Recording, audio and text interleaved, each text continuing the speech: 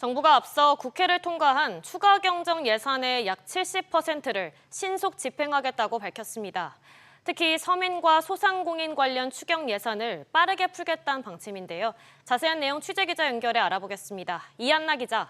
네, 이한나입니다. 정부의 추경 집행 계획이 나왔네요. 네, 정부가 지난 1일 국회를 통과한 추가 경정 예산의 약 70%를 3개월 안에 집행하겠다고 밝혔습니다. 국회를 통과한 추경 예산은 총 13조 8천억 원인데요. 여기서 예비비 1조 4천억 원과 지방채 인수 2천억 원, 국고채 이자 상환 2천억 원 등을 제외한 12조 원을 집행관리 대상으로 삼아 7월 말까지 신속 집행하겠다는 겁니다. 우선 신속한 산불 피해 복구를 위해 재난지원금 4,500억 원과 재난 폐기물 처리 비용 1,120억 원은 이달 중으로 전액 내려보내는데 산림 헬기 6대 구매 계약도 오는 8월 중 체결할 계획입니다. 통상환경 대응 및 인공지능 경쟁력 강화를 위한 예산도 빠르게 집행하는데요. 관세 대응 바우처 등을 포함한 1,786억 원 규모 수출 바우처는 다음 달부터 지급하고요. 1조 7천억 원이 편성된 고성능 GPU 확보를 위한 사업자 공모는 이번 달부터 시작합니다. 세계 최고 거대 언어 모델 프로젝트에 참여할 팀도 오는 7월까지 뽑습니다. 또 내수 부진으로 특히 어려움을 겪는 소상공인 관련 지원도 빠르게 이루어진다고요? 네, 그렇습니다. 소상공인 지원을 위한 1조 6천억 원 규모 부당경감 크레딧은 오는 7월부터 지급되고요. 철도, 도로보수 등 건설 경기 활성화를 위한 민생사회 간접자본 SOC 사업도 7월 중 70% 이상 집행됩니다.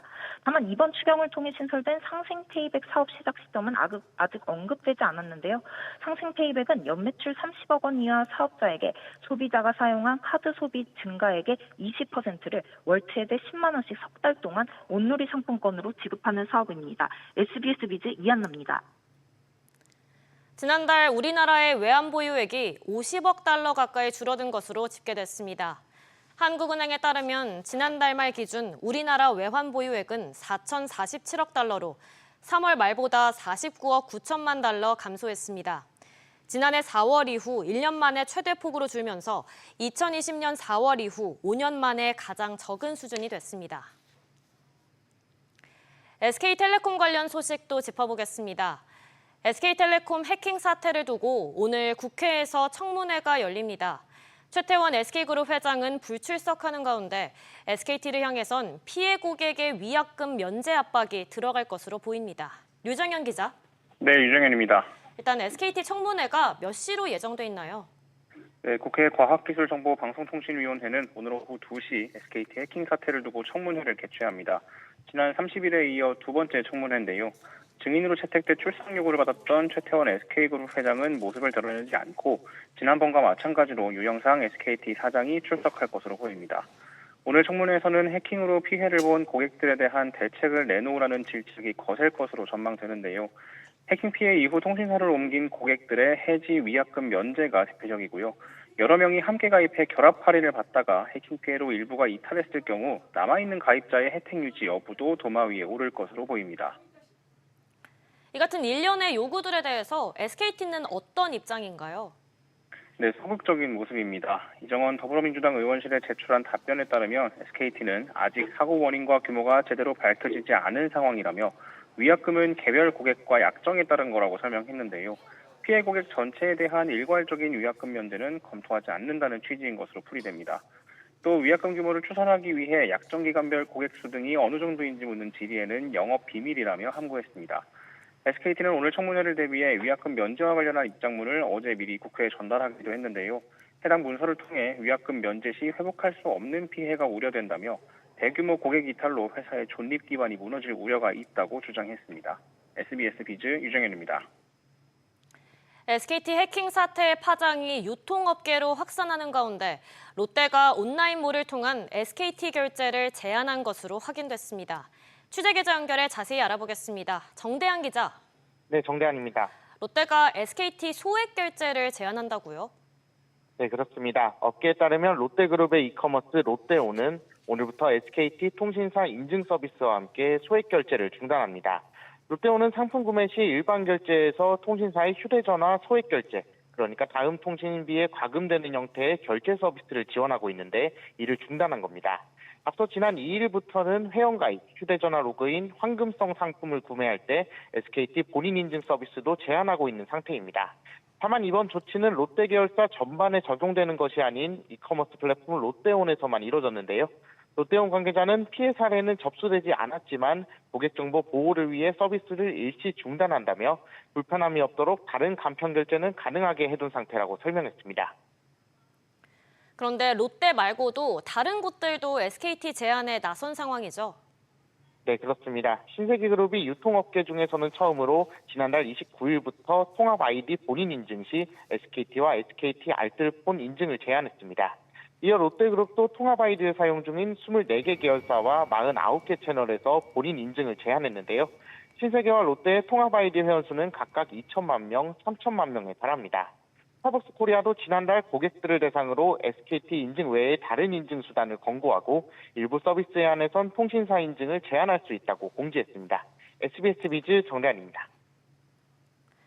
한편 현지 법원의 제동에 원전 계약 무산 우려가 커진 한국수력원자력이 일단은 체코 정부의 사전 승인을 받았습니다. 하지만 법원 결정이라는 불확실성은 여전히 남아있는데요. 최나리 기자. 네, 최나리입니다. 사실상 정부 차원의 공식 절차는 예정대로 마무리가 된 거죠? 네, 체코 정부가 자국 법원의 제동에도 체코 전력공사와 한국수력원자력의 두코바니 신규 원전 2기 계약을 사전 승인했습니다. 신규 원전과 관련해 건설 계약 서명을 할 수 없다는 현지 법원 가처분 결정이 취소되는 즉시 계약할 수 있도록 조치를 한 겁니다. 이번 사전 승인 결정은 페트로 피알라 체코 총리와 안덕근 산업통상부 장관 간 업무협약 체결 직후 열린 기자회견에서 공식화됐습니다.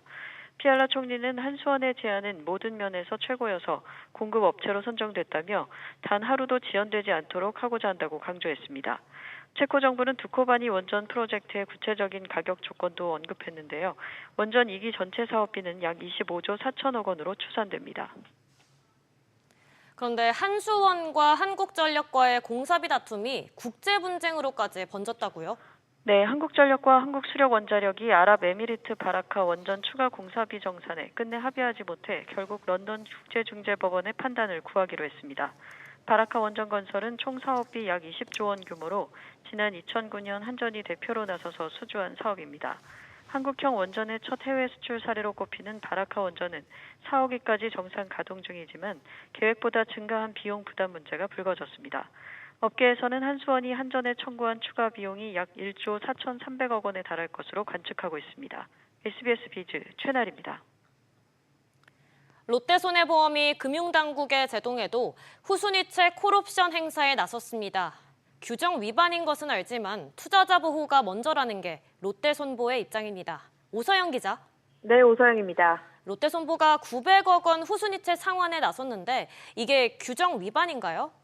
네, 롯데손보는 오늘 콜옵션을 확정적으로 행사해 공식적인 상환 절차를 개시했다고 밝혔습니다. 당국 만류에도 롯데손보는 금융시장 안정과 투자자 보호를 최우선으로 결정한 조치란 입장인데요. 충분한 자금 여력을 확보한 상태라고도 강조했습니다. 롯데손보는 회사 고유 자금인 일반 계정 자금으로 상환해 계약자 자산에 영향이 없고 계약자 보호에도 문제가 없다고 설명했습니다. 현재 채권자들과 상환을 위한 실무 절차를 거치고 있어 며칠 내로 상환은 완료될 것으로 보입니다. 문제는 채권자 권리 보호를 두고 금융당국 논리에 맞서고 있다는 점입니다. 구체적으로 어떤 점이 문제가 되는 건가요? 네, 금융당국은 선순위 채권자 보호를 위해 당장 눈앞에 보이는 호순위 발행은 미루라고 지시했는데요.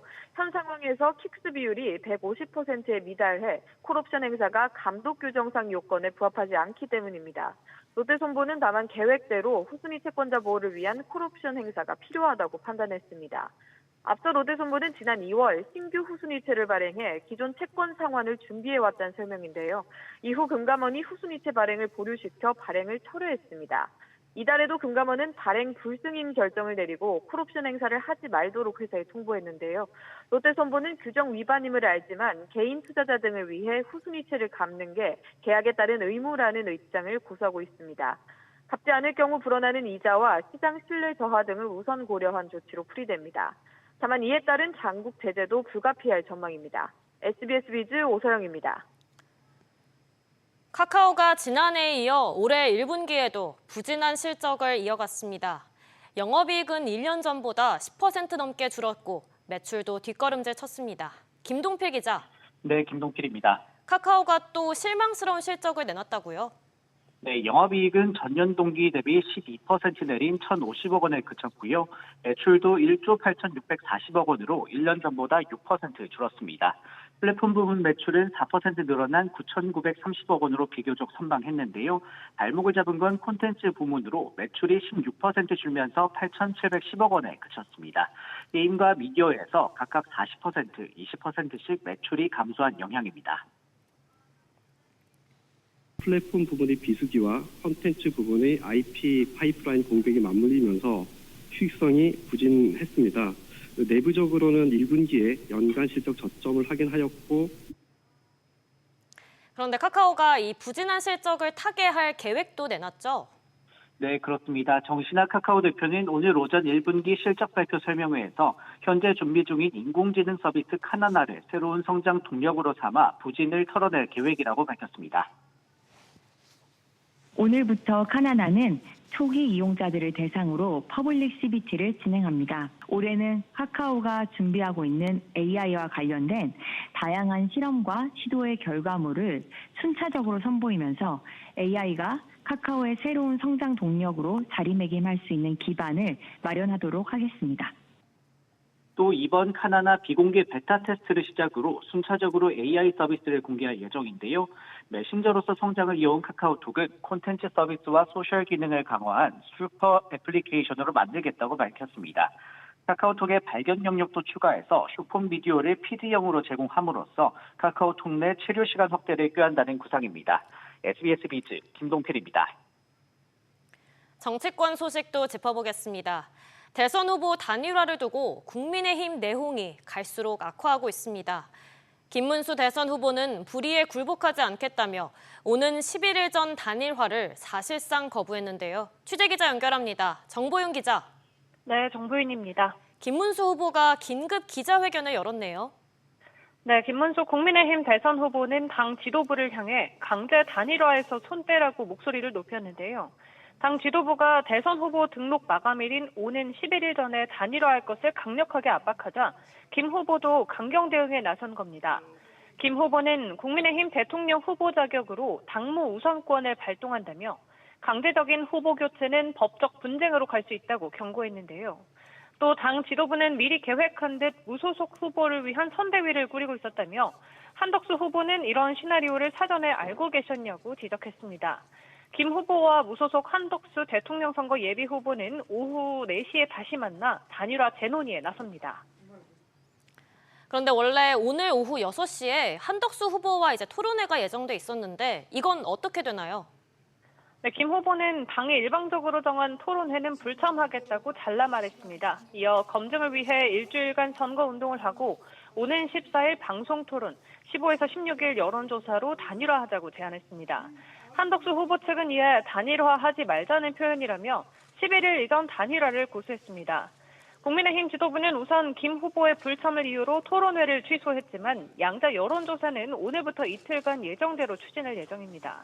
오는 11일까지는 또 최종 후보자 지명을 위한 전국위원회와 전당대회를 소집한 상태인데요. 김 후보 측에는 전국의 전당대회 개최 중단 가처분 신청 첫 신문은 오늘 오후 서울 남부지법에서 진행될 예정입니다. SBS 비제 정부인입니다. 한편 어제까지 지방 골목 투어를 다녔던 이재명 더불어민주당 대선 후보가 오늘부턴 다시 경제 행보를 이어갑니다. 서울로 돌아온 이 후보는 경제 5단체장을 포함한 기업인들을 가장 먼저 만났는데요. 취재기자 연결합니다. 정동진 기자. 네, 정동진입니다. 이재명 후보가 방금 전까지 기업인들을 만났다고요? 네, 이재명 더불어민주당 대선 후보는 오늘 오전 10시 30분 대한상공회의소에서 경제 5단체장과 삼성과 현대, LG 등 주요 기업 대표 300명을 만났습니다. 이 후보는 민간 영역의 전문성과 역량을 믿고 정부 영역이 뒷받침해주는 방식으로 가야 한다는 뜻을 재개해 전했는데요. 경제 성장에 방점을 둔 이 후보가 다시 한번 기업의 역할을 강조하며 친기업적인 행보에 나선 겁니다. 재계는 이 자리에서 이 후보에게 4개 분야의 14개 아젠다가 담긴 대선 정책 제언집을 전달했는데요. 최태원 대한상의 회장은 기업의 경영상 애로사항으로 미중 갈등을 언급했고, 송경식 한국경영자총협회 회장은 법정 정년 연장과 주 4.5일제 도입에 반대하는 뜻을 전했습니다.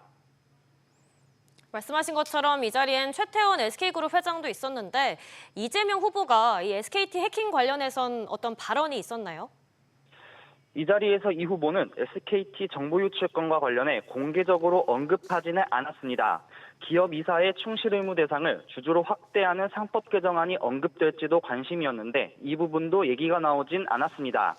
한편 이 후보는 오늘 오후엔 중소기업중앙회에서 직능단체장들과 민생정책 협약식을 갖고 경제전문 유튜브에 출연하는 등 경제 행보를 이어나갈 예정입니다. SBS 비즈 정동진입니다. 한편 아파트 분양시장 침체 분위기가 올해 들어 지속되고 있는 것으로 나타났습니다. 서울과 일부 공공택지 아파트에만 청약자가 몰릴 뿐 그 외의 지역에선 청약 미달이 속출하고 있는데요. 박연신 기자. 네, 박연신입니다. 분양시장 침체가 이어지고 있다고요? 부동산알 114와 한국부동산원에 따르면 올해 1월부터 4월까지 청약을 받은 전국 43개 단지 가운데 1순위 마감은 40%에도 못 미치는 17곳에 불과했습니다. 2순위에서 청약 미달이 발생한 곳도 절반에 가까운 21곳에 달했는데요. 대부분 서울이 아닌 지방 아파트였습니다. 반면 서울 서초구에서 지난 2월 청약 신청을 받은 레미안 원페를라의 경우 1순위 평균 경쟁률이 151대 1을 웃돌았습니다.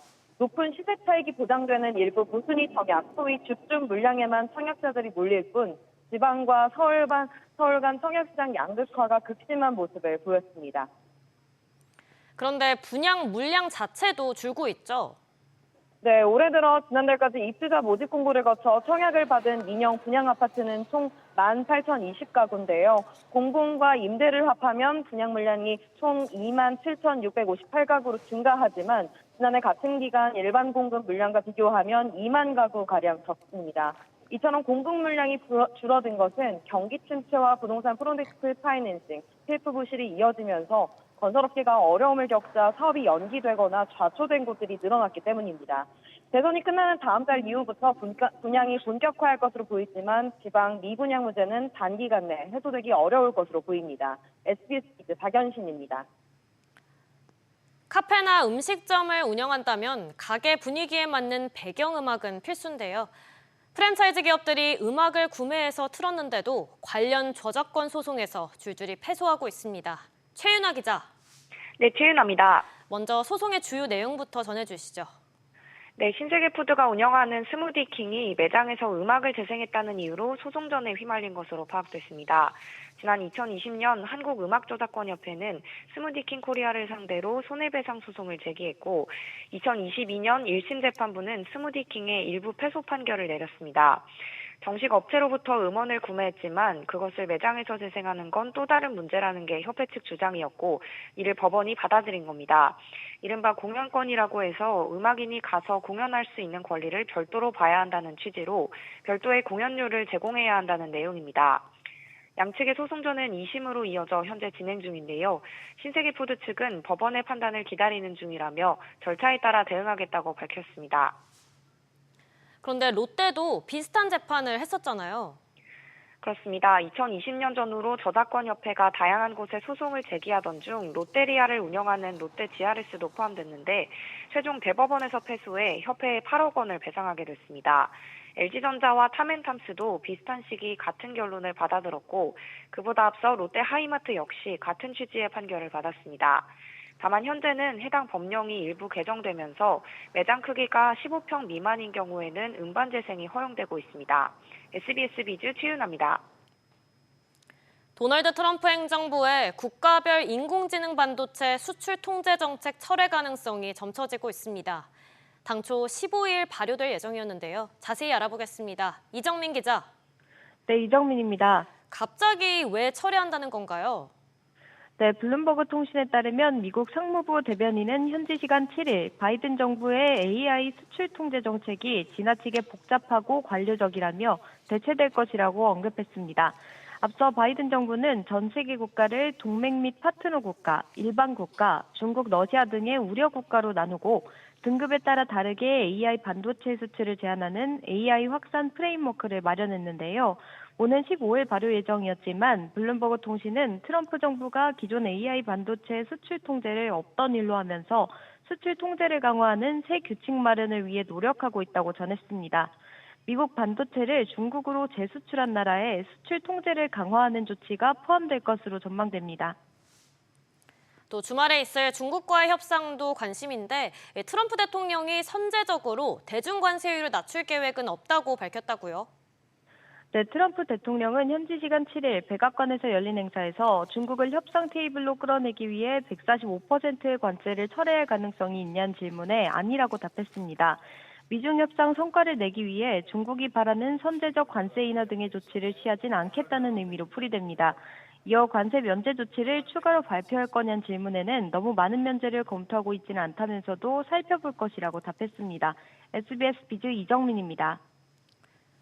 전공의들의 리베이트 수수 의혹과 관련해서 중견제약사 3곳이 수사 대상에 올랐습니다.